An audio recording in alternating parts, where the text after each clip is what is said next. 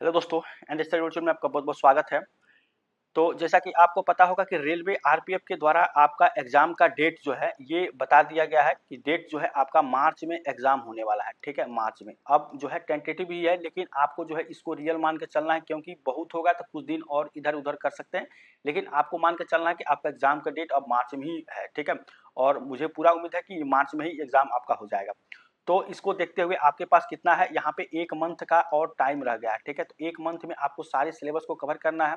तो इसके लिए आप क्या करेंगे, प्रीवियस ईयर के जो पेपर है, आप हो सकता है कि पहले से सॉल्व भी किए हैं, लेकिन उसको सॉल्व करें प्रीवियस ईयर के पेपर को, और समझें कि आपका कौन सा टॉपिक, कौन सा कॉन्सेप्ट ज़्यादातर यहाँ के लिए फायदेमंद होगा। तो इसको लेकर हम लोग प्रीवियस ईयर के क्वेश्चन जो है यहाँ पे पेपर के माध्यम से हम यहाँ पे देख रहे हैं। ठीक है, सेकेंड क्लास हमारा ये होगा आरपीएफ में, जो भी आपकी एग्जाम हुए, जितने भी आरपीएफ में एग्जाम हुआ है उसको हम यहाँ पे देखेंगे। तो 11/1/2019 थर्ड शिफ्ट का आज हम पेपर को देखने वाले और एनालिसिस करने वाले हैं। ठीक है, तो उम्मीद करें कि आपको ये क्लास अच्छा लगेगा। चैनल पर नए हैं, चैनल को सब्सक्राइब, लाइक और शेयर करें। चलिए देखिए, ये क्वेश्चन है आपका, निम्न में से किसने प्रसिद्ध महाकाव्य कृतार्जुनम लिखा है। ठीक है, तो यहाँ पे जो प्रसिद्ध महाकाव्य है कृतार्जुनम, ये किसने लिखा है, तो ये लिखा है भारवी ने। ठीक है, ऑप्शन नंबर ए इसका आंसर हो जाएगा। भारवी ने ये लिखा था, और ये 7वीं सदी की सबसे बड़ा महाकाव्य ये था। ठीक है, 7वीं सदी की, ये आपका ऑप्शन नंबर ए इसका आंसर हो जाएगा। ठीक है, चलिए अब देखिए सेकंड क्वेश्चन। यहाँ पे सेकंड क्वेश्चन है, सोमदेव देवबर्मन का संबंध किस खेल से है। ठीक है, अब ये जो क्वेश्चन है आप यहाँ पे ध्यान ध्यान से देखेंगे, सोमदेव देवबर्मन का संबंध, ये अब देखिए यहाँ पे एक जो नाम है ना सोमदेव, अब आपको यहाँ पे बोल दे कि लिएंडर पेस किस खेल से संबंध है। ठीक है, लिएंडर पेस का संबंध किस खेल से है, तो आपको पता होगा लिएंडर पेस हो, या आपके सानिया मिर्जा हो। ठीक है, और या तो आपके महेश भूपति हो। ठीक है, रोहन बोपन्ना हो, यूकी भावरी हो, सुमित नागल हो, रामानाथन कृष्णन हो, ये सब किससे है, तो टेनिस से होते हैं। ठीक है, तो सोमदेव बर्मन का संबंध किससे है, टेनिस से। ठीक है, तो आपको केवल नाम चेंज करके क्वेश्चन यहाँ पे बना के पूछ सकता है। ठीक है, तो आपको इस क्वेश्चन से यही सीखना है कि इसमें ये पूछा कि इस खेल का संबंध किस व्यक्ति से है। ठीक है, तो या इस व्यक्ति का संबंध किस खेल से है, तो आपको किसी और व्यक्ति का भी नाम यहाँ पे जानकारी होनी चाहिए। ठीक है, चलिए अभी दूसरा नंबर हो गया, आप तीसरा नंबर को खेल देखिए, निम्न में से लोहे और इस्पात के कारखाने किस क्षेत्र में सर्वाधिक है। तो यहाँ पे जो आपका क्वेश्चन होगा, निम्न में से लोहे और इस्पात के कारखाने किस क्षेत्र में सर्वाधिक है, तो ये छोटा नागपुर का पठार, छोटा नागपुर का पठार, ये जो है आपका इस क्षेत्र में सर्वाधिक आपका पाया जाता है, और ये भारत के पूर्वी क्षेत्र में आपका उपस्थित है। ठीक है, भारत के पूर्वी क्षेत्र में। ठीक है, ये आपका उपस्थित है, समझ रहे हैं यहाँ पे। और यहाँ पे ये जो राज्य आपका कौन सा राज्य पड़ता है, तो झारखंड राज्य का अधिकतर हिस्सा एवं उड़ीसा, पश्चिम बंगाल, बिहार, छत्तीसगढ़ में कुछ भाग इस पठार में आते हैं। तो ये सब सारे आपके राज्य यहाँ पे पड़ते हैं, तो ऑप्शन नंबर बी इसका आंसर यहाँ पे हो जाएगा। ठीक है, चलिए क्वेश्चन देखिए ये आपका कि संक्रमित कोशिकाओं से अन्य गैर संक्रमित कोशिकाओं की रक्षा के लिए संक्रमित कोशिकाओं कौन सी प्रोटीन स्रावित करती है, तो ये बायोलॉजी का क्वेश्चन था यहाँ पे। ठीक है, तो जो संक्रमित कोशिकाएं होती हैं से अन्य गैर संक्रमित, ठीक है, जो कि गैर संक्रमित होती है, मतलब वो संक्रमित नहीं होते, उनकी कोशिकाओं की रक्षा के लिए, जैसे मान लीजिए यहाँ पे एक कोशिका है, एक सेल है, और एक सेल है, ये आपकी संक्रमित नहीं है, ये संक्रमित है, तो इससे ये संक्रमित ना हो जाए, इसकी रक्षा के लिए कौन सा काम करता है, तो इसको बोलते हैं इंटरफेरॉन। ठीक है, इंटरफेरॉन इसको बोलते हैं, ऑप्शन नंबर सी। ठीक है, बायो में अगर आप पढ़ेंगे डिटेल में तो आपको इस तरह के कॉन्सेप्ट सीखने को मिल सकता है। ठीक है, तो इंटरफेरॉन ऑप्शन नंबर सी इसका आंसर यहाँ पे हो जाएगा। ठीक है, अब देखिए भारत राज्यसभा के सदस्यों के निर्वाचन का प्रावधान किस देश के संविधान से लिया गया है। ठीक है, तो आपको यहाँ पे क्वेश्चन ये समझना है, ये पॉलिटी से क्वेश्चन पूछा गया है कि राज्यसभा के सदस्यों के निर्वाचन का प्रावधान किस देश के संविधान से लिया गया है। ठीक है, तो जितने भी राज्यसभा के सदस्य होते हैं वो आपके दक्षिण अफ्रीकी संविधान से लिया गया इनके निर्वाचन का प्रावधान करने के। ठीक है, तो ऑप्शन नंबर बी इसका आंसर होता है, दक्षिण अफ्रीकी। ठीक है, समझ गए यहाँ पे। चलिए पॉलिटी से भी क्वेश्चन आपको अच्छा अच्छा क्वेश्चन पूछ रहा है। अब देखिए समर यूथ ओलंपिक 2018 के मेजबान, देखिए ये जो क्वेश्चन है यहाँ पे ध्यान से देखेंगे कि 2018 का, तो ये करंट अफेयर से आपका मिल जाएगा, करंट अफेयर में, यानी इस समय का जो 2024 जून से, ठीक है, जून से अब तक, ठीक है, जनवरी या फरवरी तक इसको ले लीजिए। ठीक है, जनवरी फरवरी 2025 तक का जितना भी करंट अफेयर है, इतना आप जो देख कर जरूर जाइएगा। ठीक है, और आप चाहें तो 1 जनवरी से लेकर, मतलब 1 जनवरी 2000, 1 जनवरी 2000 2024 से 2025 तक आपको कंठस्थ यहाँ पे आना चाहिए सारी करंट अफेयर। यहाँ से क्वेश्चन आपको पूछे जाने की संभावना होगा। अगर आप 6 महीने से भी पढ़ रहे हैं तो अभी आपको मैक्सिमम क्वेश्चन मिल जाएगा, ठीक है। तो इसको ध्यान में देना है। तो ये देखिए उस समय का करंट अफेयर का क्वेश्चन था, आपको समर यूथ ओलंपिक से क्वेश्चन पूछा गया था। अभी जो भी आपके ओलंपिक या कोई भी खेल हुआ है किसी राज्य का, नेशनल लेवल का या इंटरनेशनल लेवल का, सबको आपको देकर जाना है, ठीक है। तो उस समय का जो मेजबानी किस देश ने की थी, तो अर्जेंटीना 2018 में, ये आपको पता ही होगा, ठीक है। तो इस तरह से भी आगे के जो भी आपके खेल हैं उसको भी इस तरह से क्वेश्चन में देख के अगर आप जाएंगे तो आपको काफी ज्यादा मदद मिलेगी, ठीक है। करंट अफेयर क्लास को भी हम शेड्यूल कर देंगे पेपर को, इस पेपर को देखने के बाद से, ठीक है। आप कमेंट करेंगे तो जरूर यहाँ पे करेंगे। यहाँ पे गंगा एक्शन प्लान की शुरुआत किस वर्ष की गई, ठीक है। तो 1986 ईस्वी में गंगा एक्शन प्लान की शुरुआत की गई थी। यहाँ पे आप देख सकते हैं ऑप्शन नंबर डी होगा गंगा एक्शन प्लान, ठीक है। ये आपका क्वेश्चन यहाँ पे हो जाएगा। और इसके लिए खर्च कितना किया गया था, प्रथम चरण में इसके लिए 1500 करोड़ रुपए खर्च हुआ गंगा एक्शन प्लान के लिए प्रथम चरण में, ठीक है। अगर बात करें प्रथम चरण में तो इसमें 1500 करोड़, ठीक है, 1500 करोड़ खर्च किया गया था, ठीक है। अब उसके बाद से जो 14 जनवरी 1986 में क्या हुआ था, 31 मार्च 2000 तक ये समाप्त हो गया था। पता हो प्रथम चरण में 1500 करोड़ किया गया था, लेकिन 2000 में इसको जो है ये खत्म हो गया था, गंगा एक्शन प्लान की शुरुआत जो की गई थी, ठीक है। चलिए ये क्वेश्चन था। चलिए अगला क्वेश्चन देखते हैं, क्वेश्चन नंबर 8। मद्रास राज्य का नाम बदलकर तमिलनाडु किस वर्ष किया गया, ठीक है। तो ये आपका क्वेश्चन काफी अच्छा क्वेश्चन है। यहाँ पे जो मद्रास राज्य का यहाँ पे किया गया था, ये आपका 1969 ईस्वी में किया गया था। ऑप्शन नंबर सी इसका आंसर हो जाएगा, ठीक है। मद्रास राज्य का नाम जो बदलकर तमिलनाडु किया गया था। अब तमिलनाडु का मतलब क्या होता है, देखिए यहाँ पे तमिल भाषा में तमिल, ठीक है, जो तमिलनाडु शब्द हुआ था वो तमिल भाषा में तमिल तथा नाडु से बना है, ठीक है। तमिल और नाडु, तमिल और नाडु से बना है, ठीक है। तमिल और नाडु से ये आपका बना हुआ है तमिलनाडु, ठीक है। जिसका अर्थ क्या होता है, तमिलों का हार, ठीक है, तमिलों का हार, ठीक है, तमिलों का हार, समझ गए, इसका अर्थ होता है। तो ये 1969 में इसको बनाया गया था, ठीक है। इसकी राजधानी क्या है, तो राजधानी आपका चेन्नई है, ठीक है, चेन्नई राजधानी है, आपको पता ही होगा चेन्नई राजधानी है, समझ गए यहाँ पे। चलिए यहाँ पे आपका अगला क्वेश्चन देखिए, क्वेश्चन नंबर 9 का, खिलजी वंश का संस्थापक कौन था, तो जलालुद्दीन खिलजी था, आपको पता ही होगा जलालुद्दीन खिलजी था। Option number A answer. कई बार क्वेश्चन ये पूछा गया है, काफी ज्यादा ये इंपॉर्टेंट है, ठीक है।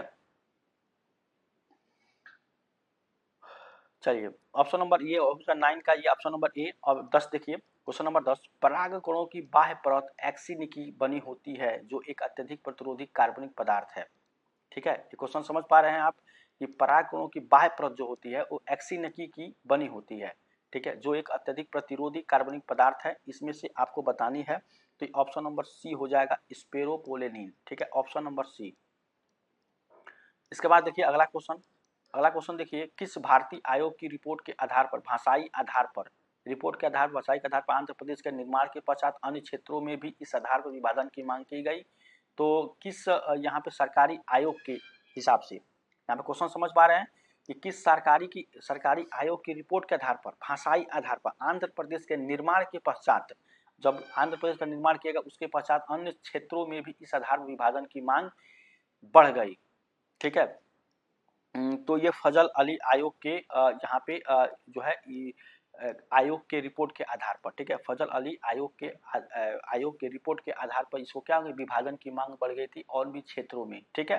तो इसको यहाँ पे क्वेश्चन को ध्यान से देख लीजिए कि किस सरकारी आयोग के रिपोर्ट के आधार पर, भाषाई आधार पर आंध्र प्रदेश के निर्माण के पश्चात अन्य क्षेत्रों में भी बढ़ गया। मतलब आंध्र प्रदेश का जब निर्माण नहीं होता उसके पहले अन्य भी क्षेत्रों की मांग जो है यहाँ पे विभाजन की मांग बढ़ गई थी, ये फजल अली आयोग के रिपोर्ट के आधार पर, ठीक है। ऑप्शन नंबर 11 का, सॉरी क्वेश्चन नंबर 11 का ये ऑप्शन नंबर ए इसका आंसर यहाँ पे ये हो जाएगा, ठीक है। चलिए अब देखिए क्वेश्चन नंबर 12, चिपको आंदोलन किसके विरुद्ध था, ठीक है। चिपको आंदोलन, यहाँ पे चिपको आंदोलन जो है किसके विरुद्ध था, इसको आपको यहाँ बतानी है। तो चिपको आंदोलन औद्योगिक विकास, ठीक है, औद्योगिक विकास के विरुद्ध यहाँ पे था चिपको आंदोलन, ठीक है। और चिपको आंदोलन यह भारत के उत्तराखंड के चमोली जिले में 1973 में स्थानीय लोगों द्वारा किया गया था। कब किया गया था, तो 1973 ईस्वी में स्थानीय लोगों द्वारा किया गया था चिपको आंदोलन, ठीक है। तो इस चीज़ को आपको ध्यान देना है। और इसमें क्या कहते हैं, किसानों ने पेड़ काटे जाने के विरोध कर रहे थे, मतलब चिपको आंदोलन जो था इसमें पेड़ काटे जाने का विरोध किया जा रहा था। आंदोलन का नेतृत्व करता सुंदरलाल बहुगुणा, कामरेड गोविंद सिंह रावत और चंडी प्रसाद भट्ट तथा श्रीमती गौरी देवी, ये सारे लोग इसमें जो है चिपको आंदोलन में ये लोग थे, शामिल थे, ठीक है, जो कि इसका नेतृत्व कर रहे थे। तो इसका ऑप्शन नंबर बी हो जाएगा यहाँ पे, ठीक है। चलिए अब इसके बाद से 12 नंबर देखिए, कुतुबुद्दीन ऐबक की मौत कौन सा खेल खेलते समय हुई थी, ठीक है। तो ये कई बार क्वेश्चन आपको रिपीट किया जाता है, हर जगह आपको पढ़ने को यहाँ पे मिल जाता है। कुतुबुद्दीन ऐबक की मौत कौन से खेल खेलते समय ये हुआ था, तो इसको चौगान खेल खेला, तभी इसका जो है मौत यहाँ पे हो गई थी, ठीक है। और इसने केवल 4 वर्ष ही शासन किया था, 4 वर्ष, ठीक है, 4 वर्ष, मतलब कब से यहाँ पे 1206 से लेकर 1210, ठीक है, ये इसने शासन किया था, ठीक है। और कुतुबुद्दीन ऐबक दिल्ली का निर्माण तथा 2.5 दिन का झोपड़ा अजमेर में बनवाया। कुतुबुद्दीन ऐबक कुतुब मीनार का मतलब ये कुतुबुद्दीन ऐबक था, ये कुतुब मीनार, ठीक है, कुतुब मीनार यहाँ पे कुतुब मीनार, ठीक है, और जो कि कहाँ पे है, दिल्ली में है, ठीक है, कुतुब मीनार दिल्ली में है। और 2.5 दिन का झोपड़ा, ठीक है, 2.5 दिन का झोपड़ा ये कहाँ पे है, अजमेर, अजमेर, इसने इसको बनवाया था, ठीक है। इसको ध्यान दें, ये भी क्वेश्चन आपको पूछता है। इसके बाद से अगला क्वेश्चन है, सबसे गहरा भूबद्ध और सबसे व्यस्त बंदरगाह निम्न में से कौन सा है, ठीक है। सबसे गहरा भूबद्ध और सबसे व्यस्त बंदरगाह निम्न में से कौन सा है, इसको आपको बताना। पारदीप बंदरगाह, चेन्नई बंदरगाह, विशाखापट्टनम और तूतुकुड़ीन बंदरगाह। तो यहाँ पे हो जाएगा ऑप्शन नंबर 3 विशाखापट्टनम बंदरगाह, ठीक है। भारत में देखिए, ये तो आपका ऑप्शन नंबर सी इसका आंसर होगा। और भारत में कितने बंदरगाह हैं, 13 बड़े बंदरगाह हैं तथा 200 से अधिक छोटे बंदरगाह हैं, ठीक है। 200 छोटे बंदरगाह, आपको 200 से अधिक यहाँ पे छोटे ठीक है। यह एक प्राकृतिक एवं गहरा बंदरगाह है।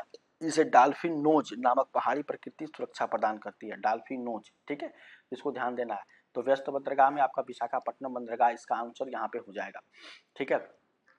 अब देखिए 15 नंबर, दिल्ली के किस सुल्तान को उसके शासन के दौरान साहसिक फैसले लेने के लिए बताया जाता है, तो इसका हो जाएगा आपका, किस सुल्तान को उसके शासन के दौरान साहसिक फैसलों के लिए जाने के लिए इसको बताया जाता है, तो इसमें हो जाएगा आपका ऑप्शन नंबर ए, ठीक है, मोहम्मद बिन तुगलक। ऑप्शन नंबर ए हो जाएगा मोहम्मद बिन तुगलक, ठीक है।